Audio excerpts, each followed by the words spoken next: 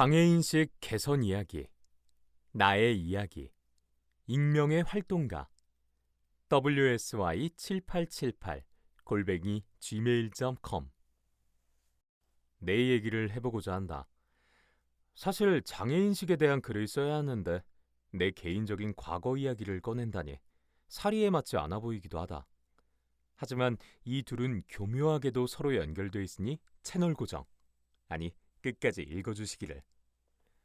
처음 장애인이 되다. 나는 서울에서 특수목적 고등학교를 졸업하고 미국으로 유학 갔다. 그것도 장학금을 많이 받고. 언뜻 핑크빛으로 들릴지 모르겠지만 현실은 심각하게 좋지 않은 날씨와 거기에다 날씨의 영향을 쉽게 받는 내 타고난 기질로 인해 심각하게 외로운 나날들이었다.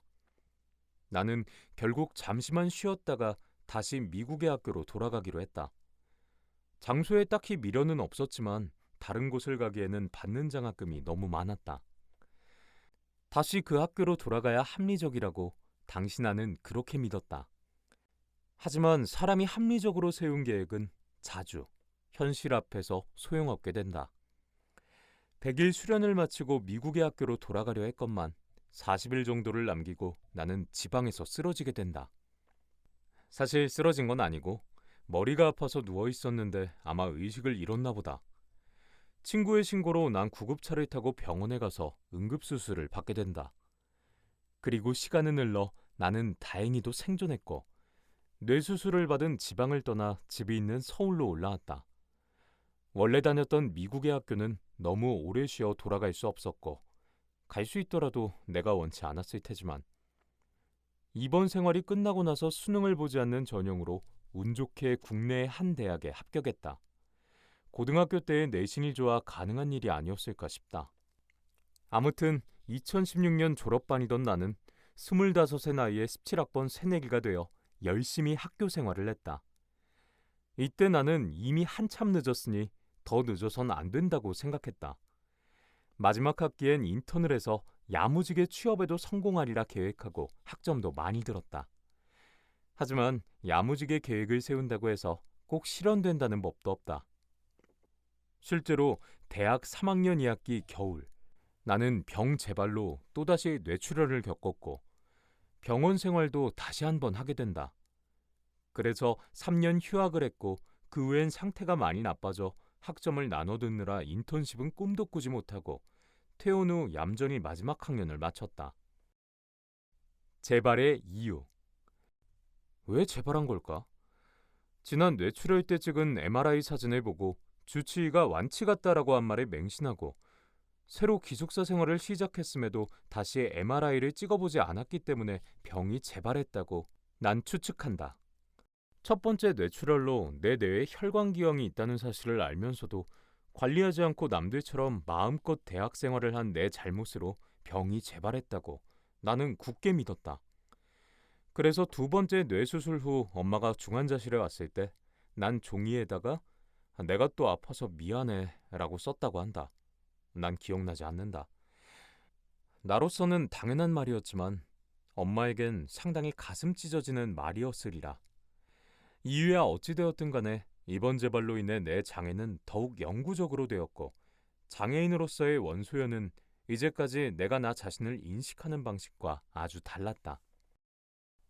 난 사실 2013년 처음 뇌출혈을 겪고 나서 내가 다시 걷게 될 수 있다고만 생각했다.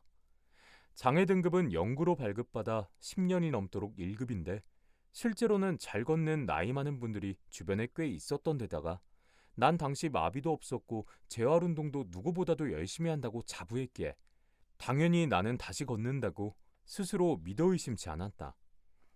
대학 생활을 하면서도 2번만 하지 않았을 뿐 재활운동은 계속했기 때문에 내 목표는 항상 다시 걷기였고 진심으로 그게 당연하다고 믿었다.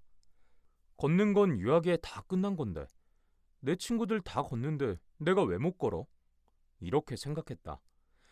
사정이 이렇다 보니 부모님도 나를 장애인으로 인정하지 않았고 때문에 장애 등급을 받을 수 있었음에도 늦게 받아 2015년에 뇌병변 3급 등록장애인이 되었다. 휠체어로 대중교통을. 3급 장애인이면 지금은 중증 장애인으로 분류되어 휠체어를 타는 나는 장애인 콜택시를 타고도 남지만 2015년 당시에는 2급 장애인으로 그 이용 대상이 정해져 있어 이용할 수 없었다. 물론 지방에 여행을 갈 때는 사정사정해서 이용하기도 했지만 말이다. 그리고 가본 적은 없지만 대구는 3급 장애인까지 장애인 콜택시를 이용할 수 있었다. 하지만 그때도 지금도 난 서울에서 산다. 서울은 등록장애인이 아주 많아 전화해서 사정해도 3급 장애인은 장애인 콜택시를 이용할 수 없었다. 하지만 그래도 괜찮았다. 당신의 전동 휠체어는 그 당시 물가로는 비싼데 살 때 정부 보조금이 없는 모델이었고 바퀴도 정말 작아 모든 틈에 빠졌지만 정말 가벼웠고 또 접혔다. 나도 당시 마비도 없고 재활도 열심히 했기 때문에 물론 지금도 열심히 하지만 휠체어 없이도 부축받으면 잠깐 움직일 수가 있었다. 그래서 큰 어려움 없이 대중교통을 타고 다녔다. 다만 휠체어가 가벼우니 지하철과 승강장 틈이 좁은 끝에서 지하철을 타도 틈에 휠체어 바퀴가 빠지곤 했다. 그러면 고마운 사람들이 내 휠체어를 들어줬다. 가끔 내부 엘리베이터가 고장나면 달려온 사무실 직원 한 팀이 휠체어를 맡고 다른 한 팀은 나를 부축해 계단을 내려갈 수 있게 도왔다. 일반 택시도 휠체어가 접히고 난 스스로 이동이 가능한 상태였으니 트렁크에 가스통 때문에 좀 불편하긴 해도 이용이 가능하긴 했다. 버스도 어플로 저상버스인지 미리 확인한 뒤에 주말처럼 사람 없을 때 친구에게 부탁해서 앞문으로 기사님께 뒤에 휠체어 발판을 내려달라고 말씀드리면 바쁘지 않은 시간이어서 그런지 버스로 출퇴근하는 휠체어 장애인들에게 아낌없는 박수를 보낸다. 항상 흔쾌히 발판을 내려주셨고 전자동식 발판 또한 다행스럽게도 항상 나왔다. 그 발판 나오지 않는 경우가 아주 많다고 들었다. 부정적인 반응. 나는 휠체어를 타면서도 다른 시민들처럼 대중교통을 이용하는 나 자신이 마음에 들었다. 그래서 초반엔 뭉뚱그려서였지만 오늘 내가 어떤 대중교통을 이용했는지 부모님께 이야기했다. 하지만 내 얘기를 듣고 부모님은 항상 화부터 내셨다. 한 예로 나는 휠체어를 타고 버스를 탔다고 부모님께 이야기했다가 본인들이 그렇게 많이 버스를 이용해도 버스를 타는 장애인은 한 번도 못 봤다며 부모님께 꾸지람을 들었다. 당시엔 억울하게만 느꼈지만 돌이켜 생각해보면 부모님이 화가 나셨던 이유는 기껏 힘들게 운전이 가능한 활동지원사를 구해놨더니 내가 그 보람도 없이 고생하면서 대중교통을 탔기 때문이었다. 하지만 내가 가고 싶은 곳을 활동지원사의 차로만 모두 다니기에는 특히 지원사를 지나치게 신경 쓰는 당신 내 성격으로는 이론적으로만 가능할 뿐이고 현실적으로는 불가능했다. 아니, 불가능하다고 내가 생각했다. 내가 가고 싶은 곳마다 일일이 지원사에게 지시하기가 어렵게 느껴졌다. 또 재발하고 지금은 청력도 좋지 않고 마비에 강직도 있으니 자차 이동이 필수적이지만 당시엔 청력도 좋고 마비도 없어 자차 이동이 필수적이지도 않았다.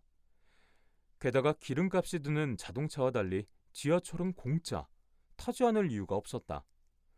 그리고 장애인이라면 많이 동의하지 않을까? 참 이상하고 차별을 내재화하는 마음이지만 장애인이 된 이후로 난 비장애인이 하는 건 다 하고 싶다. 물론 내 취향엔 맞아야 하겠지만 사실 그렇게 되어야 옳은지도 모르겠다. 예를 들어 난 비장애인일 때 에그타르트를 좋아했고 장애인이 돼서도 에그타르트를 좋아했다. 그러니 상식적으로 난 내게 장애가 있든 없든 간에 에그타르트를 먹을 수 있어야 한다. 지하철 탑승 문제도 같은 이치로 생각할 수 있다. 비장애인일 때 매일 지하철을 타고 그리고 버스나 택시를 타고 어디론가 이동했다면 장애인일 때도 똑같이 대중교통을 타고 이동할 수 있어야 한다. 중도장애인의 변명. 사실 비장애인이라는 용어에 익숙해진 지도 얼마 되지 않았다. 나는 병원에서 수술받아 중도장애인이 되었고 또 다른 장애인들도 다들 그런 줄로만 알았다. 그래서 처음엔 정상인이라는 단어를 비장애인과 같이 사용했다. 난 다시 걸어서 정상인이 될 거야처럼. 처음 뇌출혈이 나고 3년 넘게 병원에만 있었으니 그럴만하다. 병원에서 나와 재활 수영반 하나에 들어갔는데 그 안에는 소아마비로 아주 서서히 장애인이 된 애가 있었다. 나는 그때 날 때부터 장애인을 처음 본 셈이다. 그 애는 나에게 장애인 인권에 관심이 있는지 물었다. 난 그 말에 참으로 의아했다. 장애인 인권? 내가 왜 신경 써야 하지? 장애인이라고? 시간이 흘러 나는 대학에 들어갔고 교내의 장애학생 인권위원회에서 활동했다. 많은 학생이 장애인으로 태어났다. 중도장애가 아닌 경우가 훨씬 많았다. 어떤 학생은 자신의 복지카드 사진이 어떻게 귀여운 어린 시절부터 있는지 말하기도 했다. 학교에 날 때부터 장애인이었던 어떤 학생은 방학 때 혼자 유럽 배낭여행을 다녀왔다. 당시 내 활동 지원사는 내게 그 학생 부모님은 어려서부터 항상 그 학생에게 너는 비장애인과 다르지 않다라고 말해주어서 이런 여행이 가능했으리라고 말했다. 모든 중도장애인의 경우 비슷하겠지만 결국 내 부모님도 나를 장애인으로 인정해 주셨다. 내가 장애인 잡지에 글을 연재하고 장애인으로 취직까지 하니 어찌 보면 당연한 일이다. 내가 장애인이 되었다는 사실을 인정하지 않으면 사랑하는 자식을 인정하지 않게 되는 셈이니 인정하지 않을 부모를 손에 꼽을 듯하다. 그리고 또 하나 자명한 것은 나는 장애인이 되었어도 내가 다른 사람으로 변신하거나 변화하지는 않았다는 사실이다. 그러니 장애인 인권이라는 말은 내게 비장애인 인권과 똑같이 들린다. 장애인 차별이라는 말도 이상하다. 장애인 차별은 비장애인과 장애인을 다르게 보는 데에서 출발한다. 그런데 그 둘이 본질적으로 다른가? 난 비장애인이었는데 하루아침에 장애인이 되었으니 말이다. 물론 장애인은 비장애인에 비해 제한된 인간관계만 형성하기 때문에 부차적인 차이가 있을 수는 있다.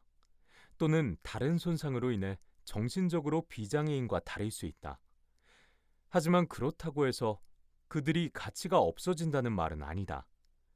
부차적 결과야 어떻든 간에 장애인과 비장애인은 본질적으로 같다. 그것은 중도 장애인이든 아니든 동일하다.